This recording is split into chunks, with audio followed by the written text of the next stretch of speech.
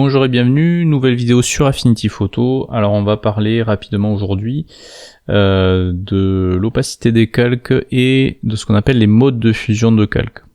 Alors vous allez voir, après c'est très dépendant de ce que vous avez sur vos calques, hein. Et puis ça s'expérimente, voilà, ça se teste pour arriver à un résultat qui visuellement nous satisfasse. Alors, donc là ce que vous pouvez constater sur ma composition, j'ai un calque d'arrière-plan, hein, c'est une plage, et au-dessus vous voyez que j'ai un calque façon texture papier peint, va-t-on dire. Donc de base forcément, vu que ce calque est au-dessus du calque de plage, ben, c'est celui-ci qu'on voit prioritairement, hein. Il est au premier plan. Alors, ben justement, vous pouvez gérer plusieurs choses par rapport à ce calque-là. Alors la première, c'est l'opacité, vous l'avez en haut ici, hein, de la palette calque, donc vous êtes bien sur votre calque de texture, et vous pouvez du coup gérer la transparence de ce calque. Et forcément, plus on réduit l'opacité, plus on voit ce qui se trouve sous le calque, hein. Et bien sûr, si on met une opacité à 0, ben, le calque devient complètement transparent. Donc ça, c'est une première chose, hein, la gestion de l'opacité. Vous avez ensuite un autre paramétrage qui se trouve à droite de l'opacité, c'est ce qu'on appelle le mode de fusion, et là c'est un peu différent. C'est la manière avec laquelle ce calque-là va se fusionner au niveau couleur avec le calque qui se trouve en dessous. Alors vous voyez que c'est un peu catégorisé, on a des séparateurs parce que c'est des modes de fonctionnement qui sont différents. Là par exemple on a plus des modes de fusion rattachés à l'assombrissement, hein.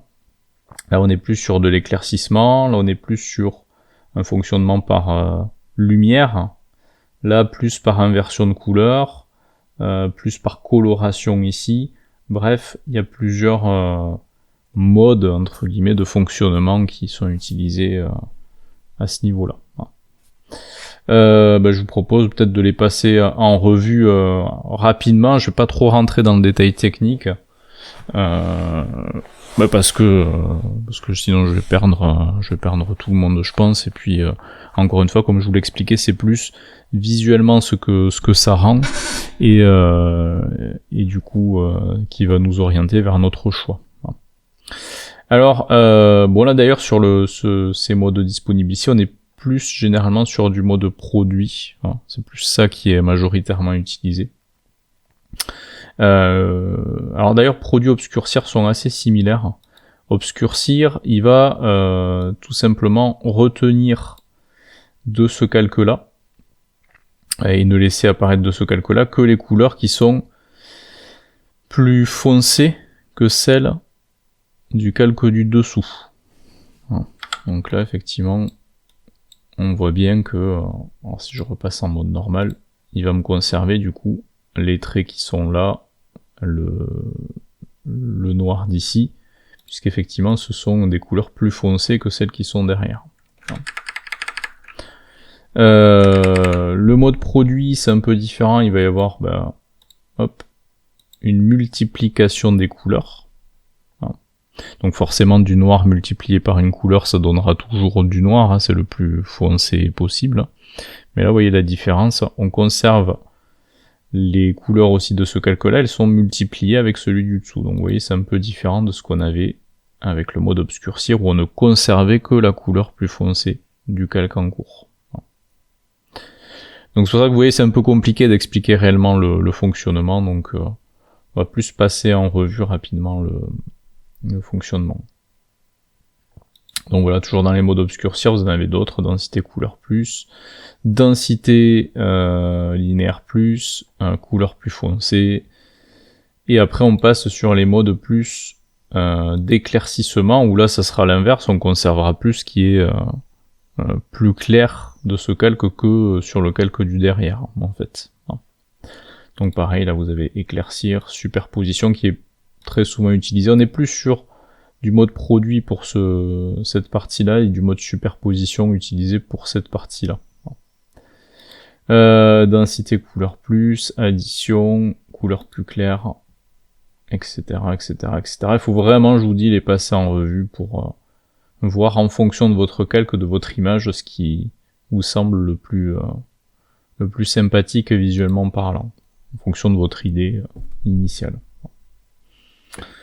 Donc voilà, ça c'est plus la partie fonctionnement par éclaircissement, et là on est plus sur un mode de fusion par lumière en fait. Bon. Donc l'incrustation, lumière tamisée. Alors l'incrustation est pas mal utilisée aussi en mode de fusion.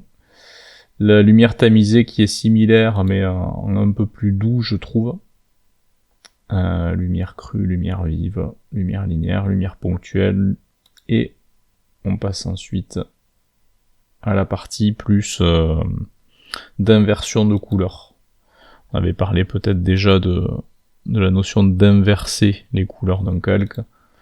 Là c'est un peu le même principe, mais du calque du dessus par rapport au calque du dessous en fait. Bon. Et après le mode exclusion et soustraction, et ensuite plus les modes de couleurs, teinte, saturation, couleur, luminosité. Donc vous voyez, voilà, je vais pas rentrer dans le détail du fonctionnement, c'est vraiment plus du je choisis, je vois ce que ça donne, je change. Vous pouvez utiliser la molette de la souris pour faire dérouler les modes de fusion et voir esthétiquement ce que ça donne. Voilà. Alors vous allez me dire, oui, mais quel intérêt d'utiliser ce genre de mode de fusion là? Ben, tout simplement, quand vous avez une composition qui apparaît un peu un peu froide à l'écran, hein, vous avez par exemple un fond en couleur unie ou en dégradé de couleur, hein, et que vous voulez tout simplement, ça peut être pour une affiche, pour des flyers ou autre, et vous voulez tout simplement apporter une sorte de salissure à votre composition, du coup la rendre un peu plus chaleureuse quelque part, moins froide, ben vous allez du coup très généralement importer des textures. Alors ça peut être des textures type salissure, type papier peint comme ça, ou papier froissé ou autre. Vous pouvez même en importer plusieurs, hein, et à ce moment-là, ben, vous allez les fusionner avec les calques du dessous en changeant leur mode de fusion. Donc typiquement, si j'ai un calque de remplissage, allez, on va dire même peut-être dégradé, hop,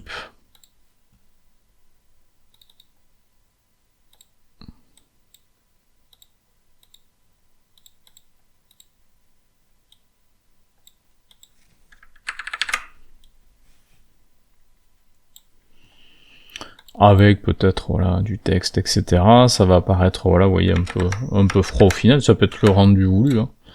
Vous allez pouvoir aller chercher donc des textures via Google Images par exemple, hein. Les textures rayures. Alors vous avez le site texture.com qui existe d'ailleurs aussi, qui est pas mal fichu avec tout un tas de textures. Faut avoir en compte par contre, mais la création de compte est gratuit, et vous pourrez télécharger des images à ce moment-là limitées en résolution, et si vous voulez des images de plus haute résolution, il faudra un compte payant. Ça c'est texture.com, ce site-là. Autrement, là ça va faire l'affaire. Je vais aller prendre par exemple ça, tiens, cette texture-là. Alors essayez de prendre si possible, voilà, des textures comme ça un peu au niveau de gris. C'est ce qui marchera le mieux avec les modes de fusion du coup, et notamment les incrustations, les modes produits, éclaircir, etc. Donc on va télécharger cette image là, on va venir donc la placer via la commande fichier, placer dans la composition. Alors forcément les deux petites résolutions, mais c'est pas grave. Alors ça faut pas faire, autant réduire une grande image c'est ok, mais agrandir une image de petite taille c'est pas une bonne idée, on perd en qualité.